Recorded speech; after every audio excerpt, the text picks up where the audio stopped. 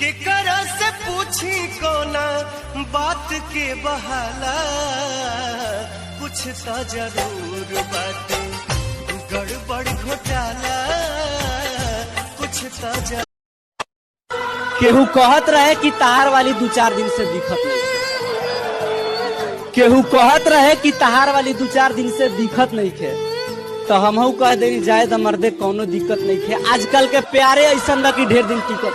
याद कह के रोजो तुहके, याद कह के रोजो तुहके, याद कह के रोजो तुहके, रात बीत जागल जब से प्रीतिया। चोट खाओ पला की तो दुखाए